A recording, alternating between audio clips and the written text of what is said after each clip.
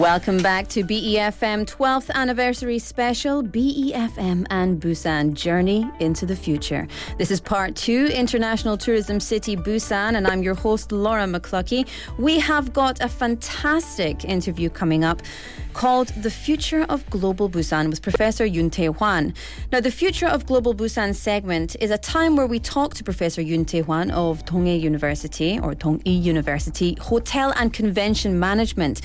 He's not only a fantastic professor, but he's also in charge of leading the research for the establishment of the master plan for the International Tourism Cities Development Project, which is a huge mouthful to say. And he's going to talk about all the work recently carried out and the plans that are going to be implemented for, well, big picture stuff for the International Tourism City. He's here to answer questions from us and from you, our Busan citizens. So let's please give him a very warm welcome. Professor, good afternoon. How are you? Yeah, fine. Yeah, thank you. Thank you for coming in. It's so nice to see you here, and we're speaking English today. Okay. Yeah. I feel so relieved. Every time I meet you, we speak Korean. I'm so relieved today. Thank you so much for joining us. Thank you. And why don't you introduce yourself to our listeners? Okay, thank you, Laura. And firstly, thank you for inviting me here. Mm-hmm. And congratulations for 12th anniversary of BFM. Yay!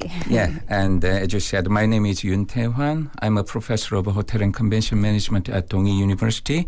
And I'm currently a project manager of making the master plan of Busan International Tourism City. Absolutely, which is a big, big job as well. Yeah. So you've got a lot on your plate. Okay, we've got a lot of questions today. We've got some audio clips as well. So let's just go through it step by step and we'll get all the information we need. So let's start with the major key strategies for Busan, because the major key strategies for Busan as an international tourism city to grow into one of the world-class tourism cities in the world have been decided. And so we'd love to hear more about that in more detail. So please tell us about the major projects that will be implemented this year so that our listeners can understand where Busan is headed. Okay. Before explaining the project to be implemented this year, I think I need to first explain the structure of the entire International Tourism City project. International Tourism City project are divided into three main projects. Okay. Core project, 핵심 사업, strategic project, 전략 사업, and the linkage project, 연계 협력 사업. Okay. Okay. And the core project are again divided into promotional marketing project and the core content project. To put it simply, the promotional marketing project is a project that promote Busan in order to raise awareness of Busan. So this is something makes more people know about Busan. And the core content project is a project that makes people to choose Busan as their destination for travel. Right. And the strategic project are project that create a travel-friendly environment. So visitors who come to Busan can travel more conveniently and comfortably. And lastly, the linkage project is to spread tourists visiting Busan to other nearby regions such as Gyeongsangnam-do, Ulsan, and other southern part of the country. Yeah. So in this year, 2021, 30 out of 58 projects are scheduled to begin. Wow. Let me briefly introduce some major projects. Sure. Okay, in the core project, the 7 Bridge Landmark Project, which will turn 7 sea bridges surrounding Busan into tourism resources will begin. This project includes the media facade for Gwangan Bridge and creating a brand symbol and the storytelling for each bridge. Actually, there also is a bridge climbing project at Gwangan Bridge, but that will begin next year, not this year. You gave that presentation and you told us about the bridge climbing. Yeah, I did. I was so excited. But that will begin, next year, unfortunately. Yeah, that's all right. Okay, in addition, the introduction of amphibious vehicle, 수륙양용차, and the Transmedia Art Village project, which will turn Mangmi-dong and the Beacon Grand area into popular cultural and tourism destination, just like Iksan-dong area in Seoul, right, and the Ulsuk-do ecotourism project, and the Alley project. Which is in Korean 골목길 project. Okay. Which will turn alleys of the old city into tourist contents will be implanted in this year. Love it. So many things going on. It's fantastic. And really utilizing the resources we have here already and just making them bigger and more findable, more accessible. Yeah. It's fantastic. Okay, I'm going to move to the next question. We have some audio files from our citizens. So let's take a listen to our first question and then I'll translate a little bit. 안녕하세요. 저는 10살이고 초등학생이에요. 부산이 국제관광도시가 되면 뭐가 좋아요? 돈을 많이 벌 수 있어요? So cute! So that was a 10-year-old elementary school student saying, what are the benefits of Busan becoming an international tourism city and will we get lots of money? AKA, will the economy get a boost? What do you think? Yeah. I think making money is the most important objective of tourism industry. And if tourists, do not spend the money and they don't help Busan's economy, actually, we don't need any tourists. Yeah. So if Busan becomes globally renowned tourist city, that means more tourists come to Busan. And of course, it will help Busan's economy and creating more jobs. So people of Busan are more likely to make more money. She's right. Yeah. Smart. Yeah. Teaching them good stuff in school. Thank you for your answer. She needs to study tourism, Well, when she grows up. You can't keep promoting that. You keep trying to get people to go to your class. So Busan, of course, we still have a lot of challenges to overcome, right? In order to become an international tourism city, world-class international tourism city.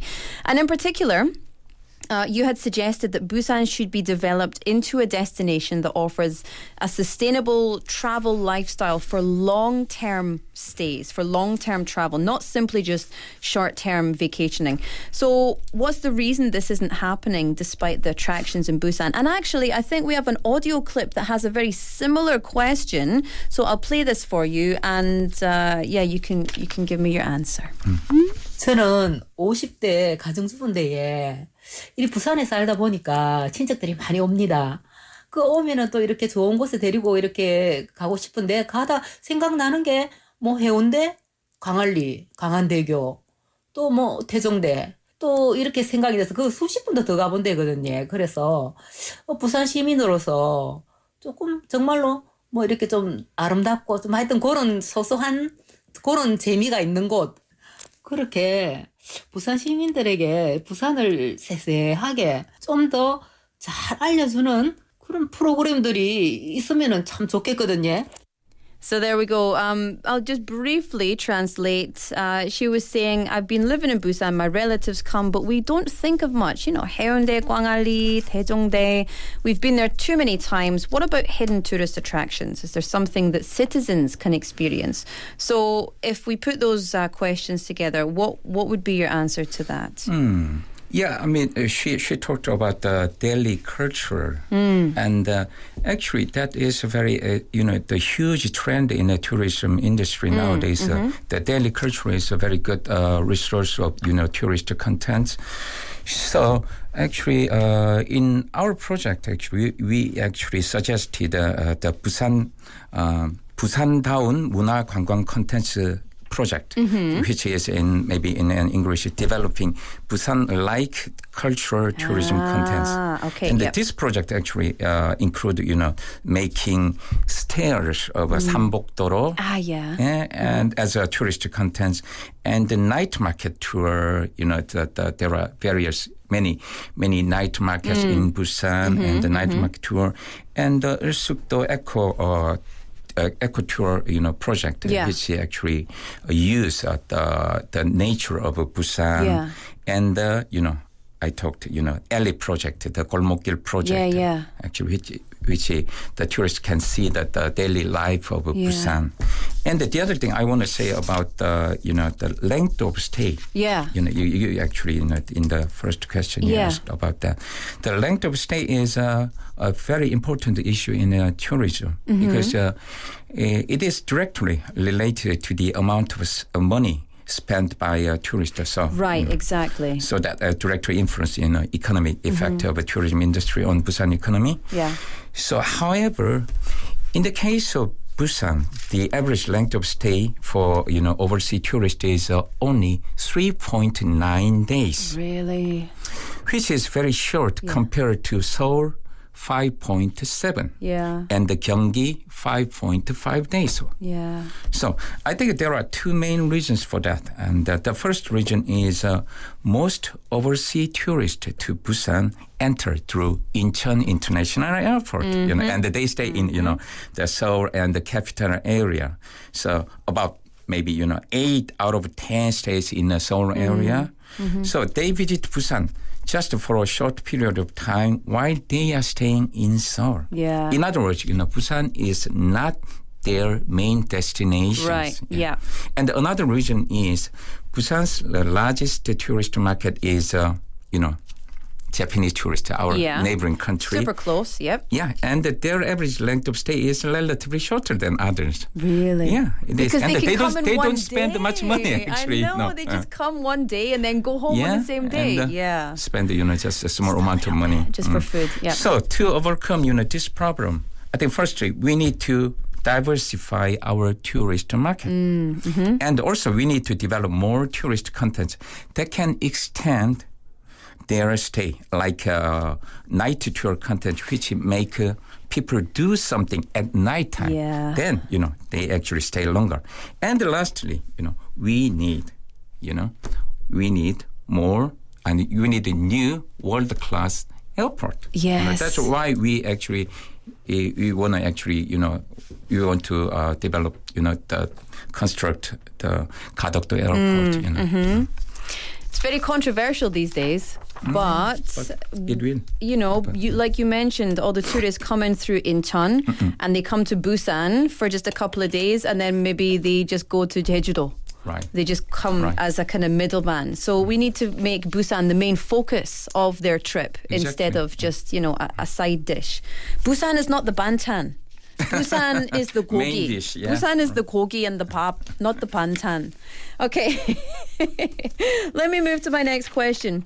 And again, we've got another very similar question from one of our citizens. So I'll just put them together. Busan, like you mentioned already, Busan is going to introduce tourism contents like the Sambok-doro, Sambok Road, Ulsuk-do, Ali festivals, which incorporate all these fantastic regional characteristics. For example, Ibagugil in Choryangdong, there's a variety of contents. But a lot of tourists don't know about these places. So what can we focus more on in terms of hardware and software to boost this Busan tourism contents? And to add on to that, we have a clip from one of our citizens. So let's take a listen because it's very similar to my question. 네, 안녕하세요. 저는 회사 다니고 있는 30대 직장인입니다. 제가 여행하는 걸 좋아해서요.